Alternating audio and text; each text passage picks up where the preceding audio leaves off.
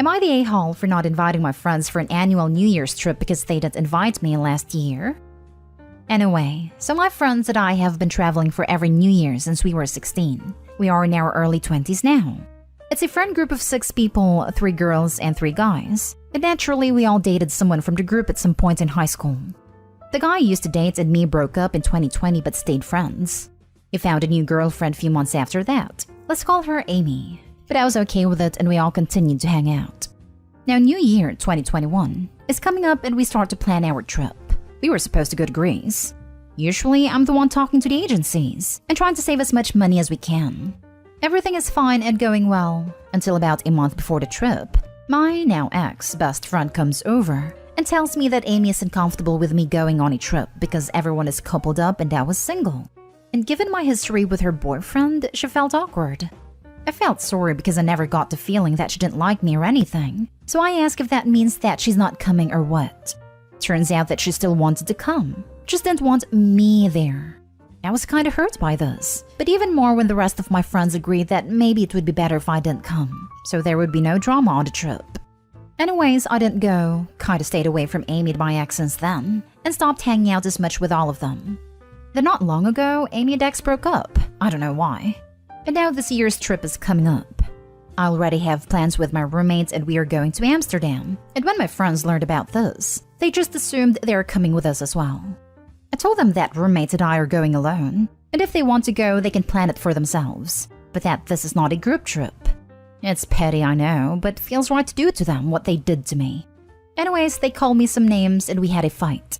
And now I'm starting to wonder if maybe I am in the wrong. I mean, I'm ending years-long friendship over some stupid trip, so am I the a-hole? Now for the top comments. Not the a-hole. Your friends ditched you for no good reason last year. If Amy was uncomfortable, she shouldn't have come. You aren't even as close anymore and don't owe them anything. Regarding ending your friendship completely, I think you should have a talk with them. I'm sure they've noticed your friendship has drifted in the past year. If they aren't receptive or apologetic, maybe it's time to let them go completely. Honestly, maybe it is time to let go of them. They don't think they're in the wrong, just me. And honestly, I might be the a-hole even. But I want them to see that they are too, not just me. You're not the a-hole. They had no problem excluding you from the previous trip. They're okay with throwing you, their years-long friend, under the bus for a new girl. You know where their loyalty lies, and it ain't you. Ditch them. Not the a-hole. They aren't really your friends either. They didn't mind hurting your feelings when it worked in their favor. Now they want to piggyback on your trip? Nope. Find some friends who will care about your feelings and stick up for you. If they had apologized earlier, I would feel differently, but what they did was rude and hurtful. Well, I really used to think that they did have my back, and we've been through a lot together, you know? Used to be 8 of us, but we lost 2 to self-harm, so the rest of us just kind of started to depend on each other. But seeing as someone new can replace me in their eyes hurts like hell. I had friends that I went through a lot with too. It sucks, but real friends wouldn't drop you like that. That is true. I'm starting to wonder that everything that happened was the only thing keeping us together all this time. Friendship is based on performance, not length of service. Next story. Am I the a-hole for refusing to drive my drunk friends after I wasn't invited to their party? Simple conflict. Lol. Scenario: university students. Some friends of mine used to throw big parties, but when they got too big, most people in our shared friend group were uninvited. Myself sometimes included. I didn't like trying to keep the party secret from our other friends, so I got really uninvited. I was upset at first, but now I don't really care. It's cliché, but I have more fun with the uninvited squad. However, I'm really close with Ray and she knows I'm responsible. When we used to go to parties together, I was the food picker-upper. Last night she crept away from a baking session, claimed to be tired, and lo and behold, wound up at a party at 1 a.m., which I found out when she texted me asking if I was sober. I said yes, but refused when Ray asked if I could drive. She replied, "But we're drunk and we want food. We're at Alex's, party host." I told Ray didn't feel like picking up food for a party I wasn't invited to, but if she needed to walk home or to our house in Complex to pick up some crappy campus food, I'd drive. But to say so soon because I was going to bed. Drama. At this point, her boyfriend took her phone, I'm told, and texted that it was a prick move to leave my drunk friends and it was my responsibility to make sure they were safe and didn't die or get arrested. I texted Ray to think ahead next time she went to a party. Good night. This morning was sort of tense. I wasn't angry except for that one text from boyfriend. Ray came up and said we ended up getting somebody sober to get us food, and I alluded to the text. She said her boyfriend texted it, but it sounds like she agrees with him. They're a little salty I wouldn't drive. So am I the a-hole for refusing to help them out? I feel like they might be right, that I should care for my compromised friends, and it was irresponsible of me to be passive, knowing they were drunk and wanted to drive somewhere. However, I've been drunk with them before and they've always understood not to drive drunk. And I think I don't owe them because why should I help out their secret parties that I wasn't invited to? Oh, also I think this is important information. The place we throw the parties is a 3-minute walk from our housing complex. You can get back and forth easily without driving. Also, food delivery services don't work on our campus. Not today, Hull. Did I read it correctly that they had a party 3 minutes away from where you all live, didn't invite you, then wanted you to be kept and just eat for the night? Saw that business. Ray crept away. World's smallest violent parade for Ray here. I've helped out stranded friends in the past and it's been all good. Happy to do it. But the people I helped hadn't frozen me out of social gatherings. They're just using you by the sounds of it. Seriously, the nerve of these kids. It's your responsibility to deliver us food. You're such a nay-hole for not being a free food delivery driver for a party you weren't invited to. I hope you don't let their words get to you. They have serious entitlement issues. No matter what they say, it is not your responsibility to do anything for them. The fact that they genuinely believe somebody else is responsible for them and that they aren't responsible for their own selves is alarming. To be fair, the friend group is very communal, and we had a pact when the party started that we'd all look out for each other, alternate designated drivers, watch drinks and walk home, etc. But that was balanced and contingent on actually being invited to the parties. Thanks for this. You're helping me see that it's unbalanced. Entitled is a good word. You are not the a-hole at all, and these are not your friends. In fact, Ray's boyfriend was wrong. You're the best possible kind of friend. You told them you wouldn't play delivery driver for them, but if they genuinely needed someone to ensure that they were safe and get them home, that you would do that. What you wouldn't do is let them take advantage of you, and you were right. Take it from someone who was in your position at your age, but wasn't nearly as self-aware or confident as you are. It took a lot of years to realize that people like that aren't friends and aren't worth it. If they don't value your company all the time, including when you're not doing things for them, and they only, or even mostly, think of you or reach out to you when they want something from you, they don't care about you no matter what they insist. You're just a really useful convenience. Like Uber, except that you don't get paid. I'm glad you've already figured out that the uninvited are more valuable friends. Ditch these other ones. Thank you. Not gonna lie, I needed your comment to remind me of my worth. I still value Ray's friendship, but this is making me realize how much she uses me. I don't think I'm ready to ditch, but I'm gonna try and distance. Next story is titled, Am I the a-hole for chipping dog poop into my neighbor's front yard? I bought my house about 3 months ago. When I moved in, I noticed there were a couple dozen lumps of dried dog poop on one side of my front yard. Before I mowed the first time, I went out and picked them up with a plastic bag over my hand. The next day, I noticed a couple more fresh ones on my lawn, so I kept an eye out for the culprit. It didn't take long to realize that my next-door neighbors have some sort of Benji-looking fluffball of a pooch that they let out unattended a couple of times a day. The dog would sniff around for a while, then run over into my yard and poop every time. It was as if he were trained that way. The daily poop accumulation rate seemed to be 2 or 3. I hardly knew my neighbors, so I was hesitant to approach them with this sort of issue right out of the gate. So I waited a couple of weeks, but I made sure to go out and pick up the poop while my neighbors were outside. One Saturday afternoon, I saw my neighbor out front while I was tending the garden. I said hello and started a simple conversation.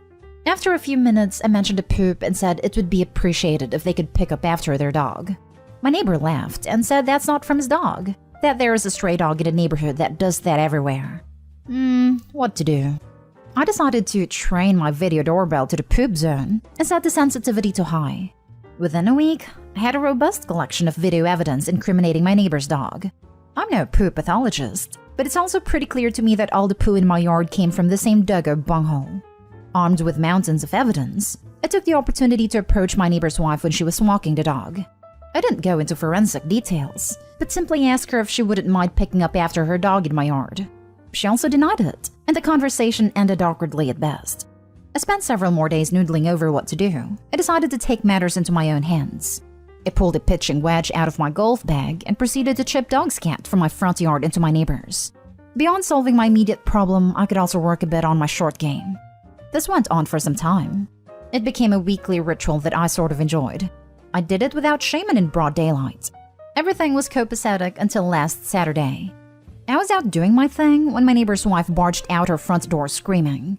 She told me that I can't do that and called me every name in the book, including the obligatory a-hole word. I tried to keep my cool and told her that I was simply returning what was theirs. Last thing I heard was that she was calling the police as she left. I continued and finished up my chipping session. I never heard from the police. I haven't seen my neighbors' faces, and I haven't seen another poop on my lawn. I'll probably have a horrible relationship with my neighbors forever now, but my immediate problem is solved. Am I the a-hole? Edit. Lots of discussion about whether or not I showed a video. In my second encounter with a neighbor, I told them I had video of it. She said something like, "What?" The conversation escalated to awkward and ended shortly after, so I did not show the video, but I did tell them I had it. Not the a-hole. You are simply returning their property. It would be criminal to keep what is not yours. OP fences make the best neighbors. Not the a-hole. You are just kindly returning their property. However, you could have been a little more diplomatic, considering these will be your neighbors for some time, and it would be best not to make them enemies. Maybe you could have shown them the video or some photos as evidence. Neighbors still would have denied it was their dog. People like this never learn. I think this is amusing. I had a neighbor years ago who did this because other neighbors' dogs were constantly roaming the neighborhood, pooping in everyone else's yard. Can't fence right to the street, so even having fencing didn't help. I don't remember that she ever stopped letting her dogs roam, but it made the neighbor feel better to chuck the poop over. He even added a little bit of poop from his own dog. Not stay home, but get a fence. Now for the last story. Am I the a-hole for getting mad at my brother's girlfriend for letting her kid eat my food? For context, my brother, 26 male, and I, 22 female, have lived in the same apartment for 3-ish years. It was a mutual decision and we split the cost of everything, 50-50. He earns more than I do, but the split cost is okay with me. His girlfriend, 24 female, started living with us almost a year ago, and her kid, 4 female not with my bro, comes to stay with us sometimes. This was not discussed at all, and while I don't really like kids, I don't generally mind her having around. His girlfriend doesn't share with the bills. She pitches in when she can and does her share of chores and cooking. So here's the thing. I work night shifts remotely. I buy snacks so I have something to munch on to keep me awake at night. My brother's girlfriend also stocks up on food for her kid, and this is generally classified as just for the kid. Nobody's allowed to touch it. Not that anyone would steal food from the kid in our house. I also keep my own stash of cookies and the like in our common area, as I don't want to attract ants in my room. The problem is, her kid sometimes wants to eat my food. If I'm there and they ask, I do share some. But I budget my stash, so I have enough till my next grocery run. However, recently I've noticed that my food gets depleted real fast, even though I've been eating less. Again, I really don't mind sharing as long as people ask. I asked my brother if he's been eating my food, but he says he hasn't. He did tell me that the kid prefers my cookies to what her mom gives her, so the mom has been giving her mine. I confronted his girlfriend and asked that they ask my permission next time before consuming my food. They both got mad at me, saying I should be so selfish and just share with the kid. Am I the a-hole here? It is just food, but it's been my only indulgence since my budget is tight. Now for the top comments before reading the little update. Not the a-hole. First up, why are you paying 50% when this is clearly a 3-way flat share now? Also, why doesn't the kid's mom just buy the same cookies you do? Then there's no need for them to pinch yours. They're being unreasonable, but like wrongdoers, everywhere they need to blame you so that they don't feel bad about themselves. Get a better, more robust cookie jar that repels ants and take it into your room. 4-way, don't forget about the kid. Not the a-hole. You buy your food for you, not for your brother's girlfriend's kid. It's one thing to choose to occasionally share. It's another thing entirely for them to not even ask. Also, can we talk about your brother's girlfriend not contributing to the cost of living in the apartment? Shouldn't be a 50-50 split. You should be paying a third. You're being taken advantage of. She doesn't have a stable job right now because of the pandemic. That's the reason why she moved in. She does a lot of the chores, since I sleep a lot during the day due to work schedule and can't help much outside of my days off, so I count that as her contribution. And now for the update. I seriously appreciate all your concern. I'm working up the courage to have a sit-down talk with them on my next day off, so we have time to hash things out. I have spoken to my mom about the situation, and she is willing to take me back in since I'm working remotely anyway.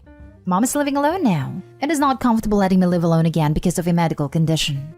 I broached the subject with my brother previously, after girlfriend started staying over more, but he didn't agree. He's been a good brother to me, and has taken the responsibility to check on me because of said medical condition. I'm by no means a burden, just that I tend to not tell anyone if I'm not feeling alright, and try to carry my own weight myself so as not to burden the family. 50-50 split. This is me trying to make it up to my brother, as he also willingly offered to live with me after I was hospitalized before. He also has the bigger room because of the same reason. Chores. I make little to no mess in our common area as I keep to my room often. I do my own dishes most of the time. The girlfriend picks up after my brother, who only does heavy lifting but not the little chores like sweeping, cooking, etc. Cookie jar. I have books in my room, which is why I'm wary of ants/bugs. But looking for a cookie jar in our next run. We generally only do big batch groceries as cases are still high where we are, and we can never be too careful even if we are well vaccinated. Except the kid, of course. I was really just wondering if I was an a-hole for getting worked up over cookies, but I'm so grateful for the great advice and concern I've received.